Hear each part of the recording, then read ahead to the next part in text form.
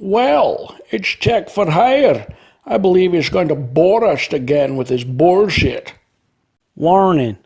Tech for Hire is an internet personality and is not a certified mechanic. Please consult a licensed professional before attempting what you are about to view. Tech for Hire is not responsible for any damages or loss of life. Tech for Hire here.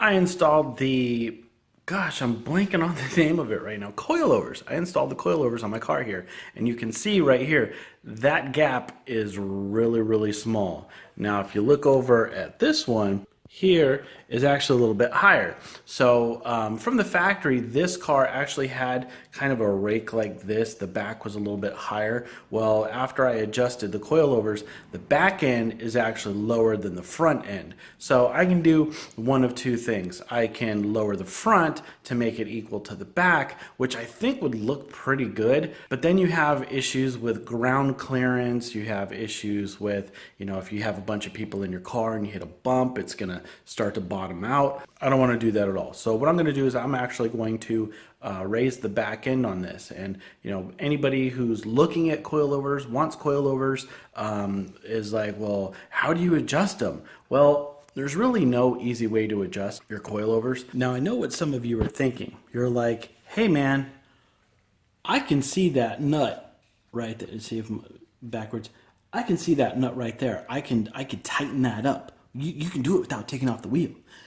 The problem is, unless you're going to count every single turn that you do on your hand and you think that that's 100% accurate, I wouldn't go that route. First of all, it's still going to be hard to get to the nut that's underneath here. I mean, you're going to have to somehow get to that nut, and then you're going to have to get to these, and then you're going to have to turn it and then accurately do the same thing on the other side. So spend the extra time, take the wheel off. That way you can get both hands in there. It's going to be easier to turn the wrench.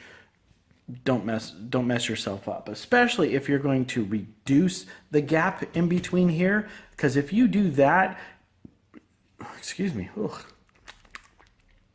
if you do that in here, one of the things that's going to happen is as this goes up, your hands are going to get less and less room, and guess what? It's going to be harder and harder to turn things. And then it's going to be really hard to tighten the bottom nut to make sure that when you're riding, it doesn't loosen up and you start to get movement, because you definitely don't want that. So what I need to do is remove the wheel. And in order to do that, I'm going to have to raise the car. Now, I don't want to do a whole video where you're watching me raise and lower the car and all that kind of stuff. You just want the important stuff, and I'm going to get you the important stuff. So the question is, how much gap do I actually want to leave? When you look at the tire gap, that is not going to correlate to how much you actually reduce the coilover height up and down, because they're not one and the same. So if you look down here at the actual wheel, right? So if I actually try to measure this, it's going to show that it's only like 1.5 inches in height. Well, basically what I have to do is on the perch, I measured the distance from the top of the perch to the bottom of the perch, and that showed me when it had about 3 inches of space in the fender well, it was at 140 millimeters. So that worked out to like 5.5 inches or something like that. So you're like 5.5 inches. Well, your wheel gap wasn't 5.5 inches. It was only 3 inches. Well, see, that's where you got to kind of play with the numbers. So when you're actually on the perch, you're going to have to figure out how much you want to reduce it by. So if I do 25 millimeters, that actually turns out to be 1 inch. So if I did 1 inch, I'm guessing it's going to be like 1.5 inches of distance on the wheel well. That's actually what I'm going to try to do. I'm debating on either 15 millimeters or 25 millimeters. But if the stock one was 140 millimeters and that left a 3-inch gap, I think if I do 25 millimeters, it's actually going to look pretty good. But I will show you how to measure the millimeters, because obviously this tape is not very accurate. It's not going to do a great job. Important thing to remember, do not take your measurements while the vehicle is in the air. If you start measuring off of this and you say, okay, I just wanted to have 1 inch of separation. Well, if you do that while it's up in the air, guess what's going to happen? You lower the car, your wheel's not going to move because your wheel's going to be touching your inner fender. You don't want that. So make sure you do all your measurements while it's on the ground and make your adjustments from there. Okay, so I've got the wheel off, and as you can see here, this is what we're working with. So you have the bottom nut, which you're going to loosen, and then that allows you to turn this piece, which will move this bottom shaft upwards or downwards depending on which direction you turn this. So I've already calculated that this distance between here and here is 140, or was 140 millimeters, and I've reduced it to 100. So what I actually want to do is now change that and bring it up to 125. Now, how did I make that measurement? How am I so accurate? Well, that's called one of these. You need one of these calipers. As you move this, you'll see, you'll get some numbers. It's actually upside down now. So what you do is you put this piece in here, wherever you have space, and you're actually going to make it so this is really tricky with one hand. Let's get, all right. So put this in. Sorry if the video sucks. Okay, so now I've completely measured the distance between these two.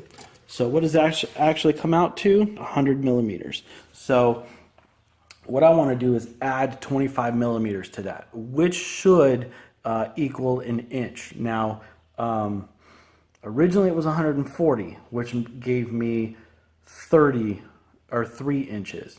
So,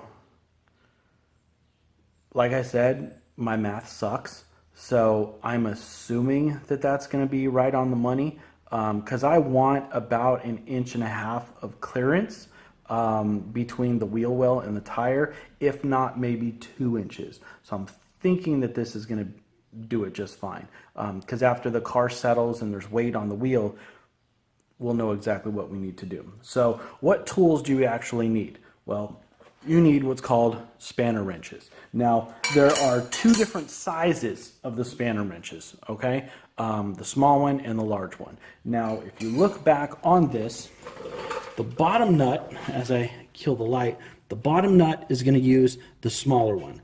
This one right here is going to use the smaller spanner wrench as well, and this is going to use the large one.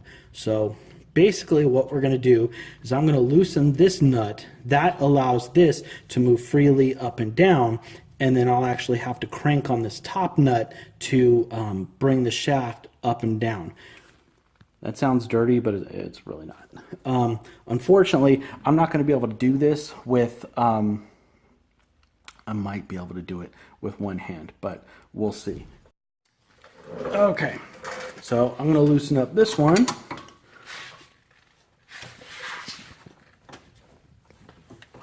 Oh, puppy was tight. Okay, so now you can see I can loosen this one up pretty good. Now, what would make the most sense, and I've done this a couple times, is I know the distance that I want to have between here and here is 125. Well, normally, like if you're reducing the size, you could just measure this and then just guide the nut all the way till that point, and then you're good to go, and you just move this until these 2 pieces meet, and then you just readjust a little bit.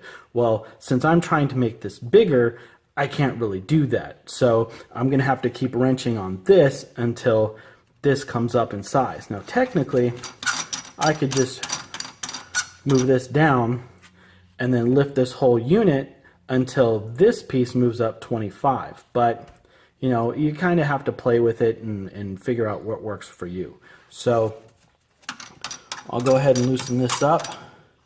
And then the one thing is you can't really tell, it doesn't really tell you righty-tighty, lefty-loosey, you know, that kind of thing. It's like, okay, which way am I supposed to go? What I tend to do is move this And if I see it getting tighter, I know I'm going the wrong direction, especially since I want to make it larger. If this starts to move away from this piece, that lets me know I'm going in the right direction. So I'll get my second piece here, and it should be a matter of just turning this. Now, this is not a fast process, so I'm certainly not going to make you guys watch this whole video. You know, this entire process, and I don't have a stand for my GoPro, so it's not exactly like I can just leave it here and fast forward through the whole thing. But as you can tell, as I'm turning this gap is actually getting larger. So that tells me I'm going in the right direction to increase the distance between the fender and the wheel. So I'm gonna keep going until I reach my 125 millimeter goal, and then I'll tighten everything back up. So I reached my goal. I actually hit 125.05. It's not 100%, but it's pretty damn close. So the only way for me to know that that is going to look good or not is for me to do some calculations, which I said before I suck at math. So the only other way for me to know is to do the other side, put the wheels on, lower the car, and see what the gap is. If I don't like it, then I have to lift the car and take the wheels off and readjust them again to a lower number. So listen, kids, math is very, very important. Pay attention in school. Otherwise, you have to do shit twice. Okay, it is done. And as you see here, the gap is about two and a half, maybe 2¼ inches. And if you look at the front has about 1.5 to 2 inches. So this looks more like the stock gap, but you also have to take into consideration that these springs and the shock is going to shrink probably about another 1/4 inch. So this is actually going to look really good once it's all done. This looks more stock. Actually, this is shorter than stock, probably half of what the stock height is. But yeah, I think it looks actually pretty good, especially in the back. Before it was much too low and it looked awkward. This one, I know there's going to be some of you guys out there, they're going to be like, hey man, that gap is, you know, way too tall. You need something that's a lot shorter than that.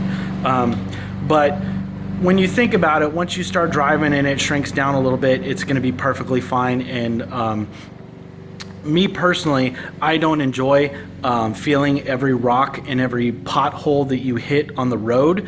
I don't care that the car isn't slammed onto the ground. I also don't want to lose my front end when I go down on curbs and whatnot.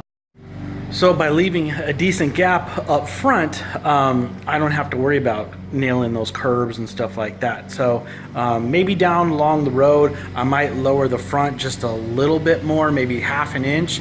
But for right now, this is perfectly fine. I was perfectly fine with the ride height before. This gives me a little bit more flexibility. It should give me a lot more adjustment, because these coilovers have 32 different clicks of adjustment, and my other ones had 5. So this will definitely allow me to tune my ride quality a lot better. And then if I decide to hit a track or something like that, I can stiffen them up and they'll be pretty good. So anyways, I hope you enjoyed the video. You know, if you have any questions on the coilover system, I can tell you exactly where I got them. Not many people have this car anymore, so maybe it's a moot point. But anyways, hope you enjoyed the video and got all the information that you clicked on here to get. Thank you very much.